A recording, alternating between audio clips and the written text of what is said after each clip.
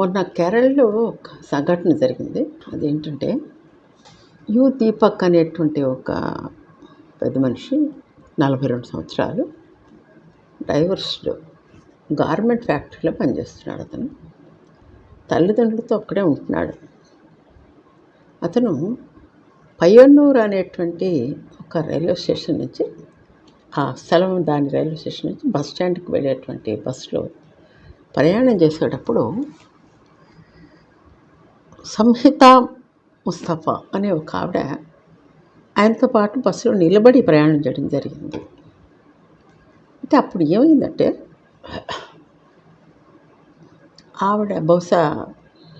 ఆవిడ ముందు అతను ఉండొచ్చు, అతని మోచేయి ఆవిడ యొక్క బ్రెస్ట్కి తగులుతుంది.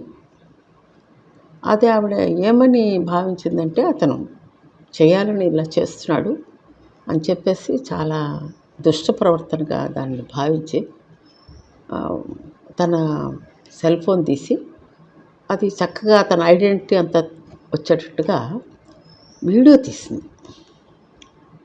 ఎలా తీసింది? అతను పర్పస్ఫుల్గా ఆవిడని తాకుతున్నట్టుగా వీడియో తీసి, ఇట్లాగ బస్సుల్లో ఆడవాళ్ళు ప్రయాణం చేసేటప్పుడు మగవాళ్ళు సెక్షువల్ హెరాస్మెంట్ అనే దాన్ని పాల్పడుతుంటారు.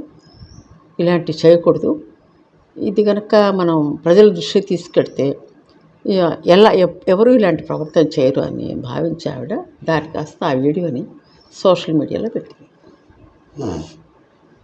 అది కేరళలో ఎంత వైరల్ అయిందంటే కొద్ది రోజుల్లో కొన్ని లక్షల మంది ఆ వీడియోని చూశారు.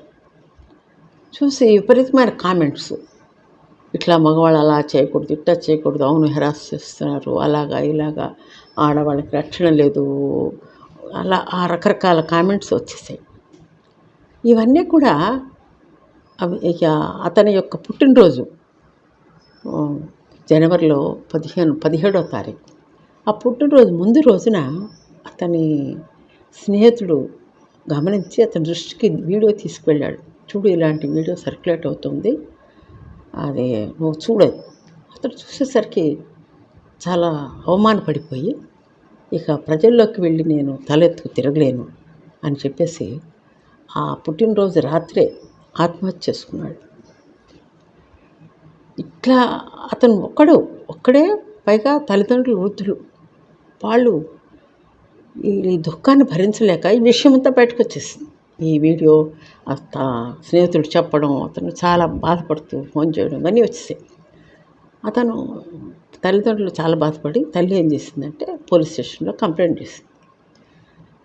ఈవిడ వీడియో తీసి సోషల్ మీడియాలో పెట్టడం వల్ల ఇది అబెట్మెంట్ టు సూసైడ్, అతని ఆత్మహత్యకు ఆవిడ కారణమైంది అని చెప్పేసి కంప్లైంట్ ఇచ్చేసరికి అది పెద్ద గొడవ అయిపోయింది.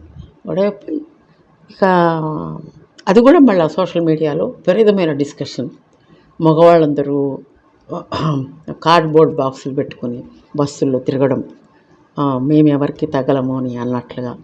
ఇక ఆడవాళ్ళు వాళ్ళ పక్షంలో ఫెమినిస్ట్ వాళ్ళు కామెంట్స్ చేయడం, రకరకాలుగా ఇట్లా అయిపోయేసరికి పోలీసులు ఆవిడని అరెస్ట్ చేసి జైల్లో పెట్టారు.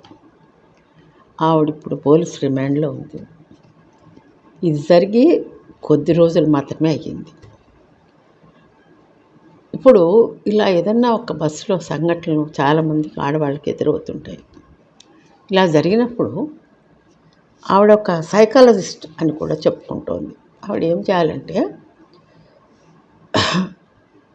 ఆవిడేమనుకుందంటే సోషల్ మీడియాలో పెట్టడం వల్ల ఎవరికి ఇట్లాంటి పని చేయరు అని ఆవిడ అనుకుంది. కానీ అతను డైవర్స్ అయిపోయి ఎటువంటి సైకలాజికల్ ట్రోమాలో ఉన్నాడో అతని మానసిక పరిస్థితి కూడా ఆవిడకి తెలియదు. ఆవిడ కొంచెం దూరంగా జరిగి వెళ్ళిపోయినా బాగుండేది. లేకపోతే వీడియో తీసిన ఆ వీడియోని తీసుకెళ్ళి పోలీస్ స్టేషన్లో ఇచ్చి కంప్లైంట్ చేసి ఉంటే వాళ్ళు అతన్ని పిలిచి హెచ్చరించి చివాట్లు వేసి ఇట్లా చేయకూడదని చెప్పి మందలించి పంపించి అప్పటితో ఆ విషయం అక్కడ ఆగిపోయి ఉండేది.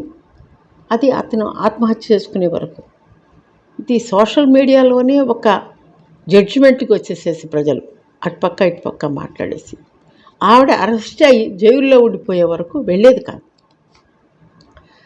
ఇందుమూలంగా నేను చెప్పేది ఏంటంటే, ఇలాంటి సంఘటనల వల్ల మనం ఏం తెలుసుకోవాలంటే, సోషల్ మీడియా అనేది చాలా పదునైన ఆయుధం. ఇందులో చాలా మనకి తెలియని చాలా సత్యాలు తెలుస్తుంటాయి, అసత్యాలు కూడా ప్రచారం అవుతూ ఉంటాయి. ఏది సత్యమో ఏది అసత్యమో తెలుసుకొని లేని పరిస్థితి కూడా వస్తుంది.